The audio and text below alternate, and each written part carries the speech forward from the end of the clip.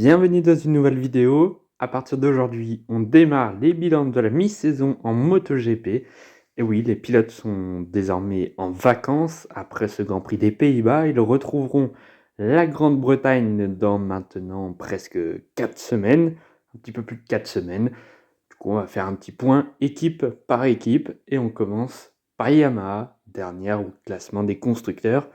N'oubliez pas de liker, partager, commenter et surtout vous abonner à la chaîne, c'est très important. On est parti.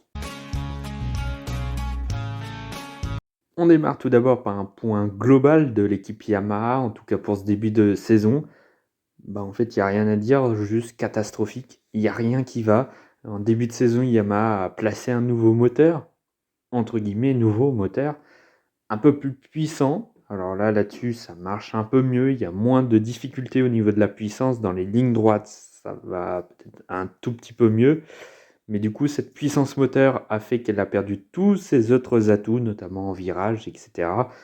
Du coup, la Yamaha est devenue l'une des pires motos de la saison avec la Honda. C'est juste catastrophique. Il y a assez peu de qualifications en Q2. Souvent, les deux pilotes ont été éliminés en Q1. Et quand vous avez Fabio Quartararo dans l'équipe et que en même temps, on vous dit que les deux pilotes ne passent pas en Q2, c'est qu'il y a un truc qui ne va pas. Au final, au bout de 8 courses, Yamaha n'a eu qu'un seul podium en Amérique, ainsi qu'un podium également en course sprint lors de la dernière course aux Pays-Bas, grâce à Fabio Quartararo, mais sinon c'est une saison catastrophique, il n'y a rien qui va, et quand on voit le sens qu'a pris la saison 2022, où Yamaha s'est complètement effondré en fin de saison, il n'y a pas vraiment d'espoir de les revoir renaître en deuxième partie de saison. Malheureusement, je pense que Yamaha va rester au fond du classement, ou en tout cas au milieu de classement, assez longtemps, et voire même toute la saison 2023. Il n'y a pas beaucoup d'espoir, je pense qu'il devrait déjà maintenant se mettre sur 2024, je pense. Il vaudrait mieux.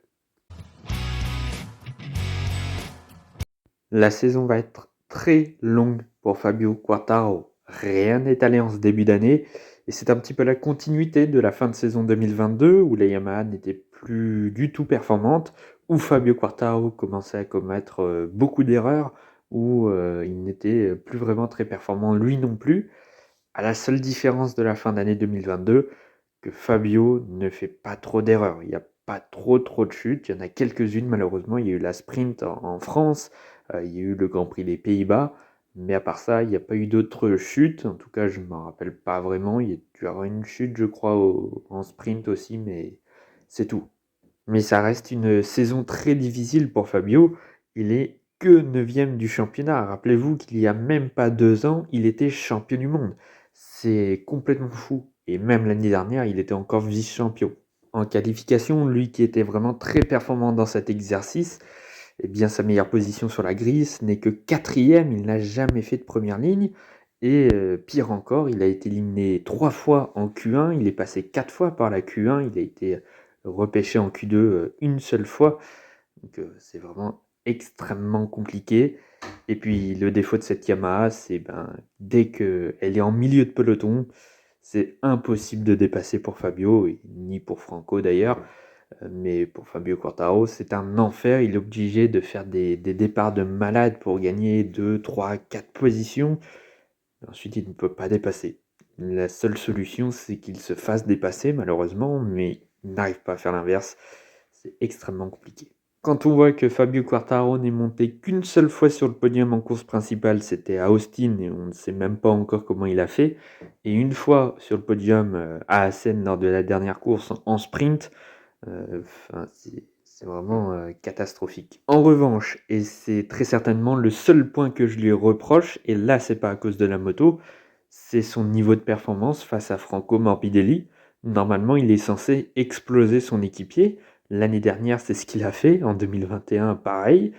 Et là, cette année, il n'a que 7 points d'avance sur Franco Morbidelli. Et pire, si on compare les résultats en course, il y a match.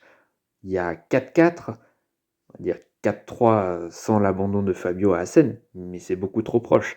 3 courses derrière Franco Morbidelli, c'est pas possible. En plus, il a réussi à se faire exploser par son équipier en Argentine.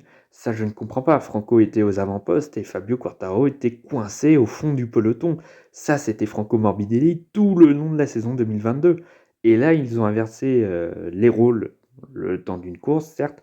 Mais bon, il y a encore 2 autres fois en Italie et en Allemagne où il termine une position derrière Franco Morbidelli. Et c'est pas possible. Franco Morbidelli, il n'a pas sa place assurée chez Yamaha, il n'a pas des bonnes performances, il est nulle part depuis sa blessure en 2021 et il arrive à devancer quelquefois Fabio Quartararo.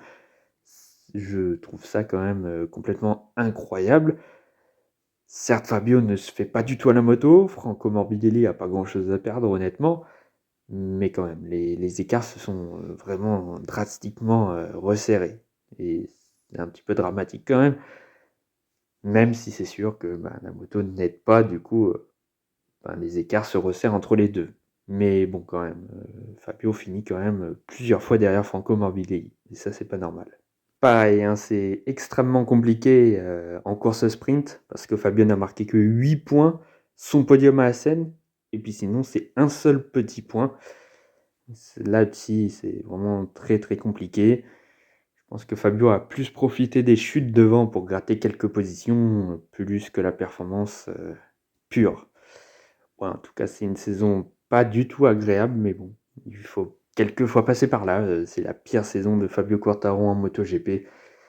Mais on va espérer que dès 2024, la Yamaha va se reprendre et va être un petit peu plus performante. Malheureusement, j'en doute, hein. Je pense que pour revoir Fabio Quartararo aux avant-postes, il va falloir quitter Yamaha. Je suis quasiment sûr que c'est la seule solution, malheureusement. Du côté de chez Franco Morbidelli, c'est pas si mauvais quand on voit ses derniers résultats en 2021 ou surtout en 2022. Bon, il y a plusieurs raisons à cela. Déjà, le manque de performance de sa Yamaha qui ne permet pas à Fabio Quartararo de jouer les sommets, la victoire, les podiums, etc., etc. Donc, finalement, ça réduit les écarts entre Fabio Quartararo et lui. Et puis, deuxième raison aussi, c'est qu'il n'a plus rien à perdre. De toute manière, s'il ne performe pas, eh bien, il n'est plus chez Yamaha. Et potentiellement, il ne serait plus sur la grille en MotoGP l'an prochain parce que, certes, son siège chez Yamaha est vraiment un siège plus qu'éjectable, mais même sa place en MotoGP n'est pas du tout assurée tellement ses résultats sont pas vraiment au niveau. Donc finalement, c'est lui qui profite de la situation de Yamaha. Et puis au final, même avec ça, il ne fait pas une si mauvaise saison que cela. C'est quand même un des seuls pilotes à avoir marqué des points à chaque course, donc ça veut dire qu'il n'a pas chuté une seule fois en course, et même en course sprint, je crois qu'il n'a pas du tout chuté, donc c'est vraiment un des pilotes les plus propres de cette saison, donc ça c'est pas mal, hein. C'est le seul avec Augusto Fernandez qui ont marqué des points à chaque course, donc ça, félicitations à lui quand même. En plus, il n'est qu'à 7 points finalement de Fabio Quartararo, il est 11e du championnat, donc finalement, c'est pas si mauvais. Quand l'année dernière, je crois qu'il fait 17e, 16 ou 17e du championnat, là il est 11e. En Argentine, il a joué le podium, ça c'était complètement dingue. Sa performance en Argentine, elle était du Franco Morbidelli avant blessure de mi-saison 2021. On a revu en Argentine le Franco Morbidelli qui était vice-champion du monde 2020 ou qui jouait les avant-postes en début de saison 2021 et notamment avec son dernier podium en Espagne.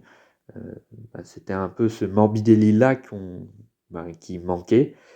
Et là, on l'a revu, ce Morbidelli-là, lors du Grand Prix d'Argentine, qualifié 4e, finit la sprint en 4e place. C'est d'ailleurs ses seuls points en course sprint. Et puis 4e, encore une fois, en course principale. C'était un week-end vraiment top. Il a écrasé Fabio Quartararo pour la première fois. C'est ce Franco Morbidelli là qu'on veut voir tout le temps. Malheureusement, ce n'a été le cas qu'à une seule course. Tout le reste, c'était plutôt en fond de peloton. Plus profiter des crashs devant pour gagner des positions. Mais bon, certes, dans la MotoGP, il ne faut pas chuter pour marquer des points. Et c'est ce que fait Franco Morbidelli.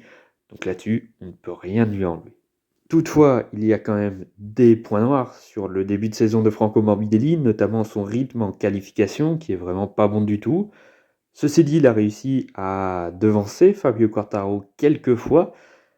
c'est pas si mauvais que ça. Quand on sait que Fabio Quartararo, c'est quand même un des spécialistes de cet exercice du chrono et que Franco finit quelques fois devant Fabio, c'est pas si mauvais, mais bon, dans l'ensemble, c'est beaucoup trop faible. En course sprint aussi, il a énormément de mal. Il y a une seule fois où il marque des points, c'était sur sa course en Argentine. Tout le reste, c'est plutôt assez loin. Course principale, comme je l'ai dit tout à l'heure, il profite plus des abandons qu'autre chose.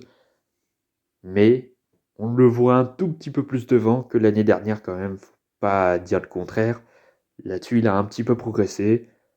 Bon, sur une moto qui est moins bonne que l'année dernière, le voir un petit peu plus devant, voilà, on va dire que c'est correct. C'est plus haut que ce qu'on attendait. Est-ce que ça va lui sauver sa place chez Yamaha pour 2024? Je n'en suis pas sûr. En tout cas, ce qui est, je pense, certain, c'est qu'avec ces performances-là, je pense qu'il est en train de s'assurer une place en MotoGP. Peut-être pas chez Yamaha, peut-être dans une autre équipe. Qui sait, peut-être chez Honda. Chez Honda, on a besoin de pilotes pas forcément très performants, mais qui fassent l'affaire. Et c'est le cas de Franco Morbidelli, donc bon, il n'y a pas de rumeur chez Honda, mais bon, sait-on jamais. Bref, voilà, en tout cas une saison correcte, mais on en attend toujours plus de Franco Morbidelli quand même. Voilà, c'est la fin de ce premier bilan pour Yamaha. Demain, on se retrouvera pour le bilan Honda. Là aussi, il y a des choses à dire. N'oubliez pas de liker, partager, commenter et surtout vous abonner à la chaîne, c'est très important. Ben, moi, je n'ai plus qu'à vous dire à demain pour Honda.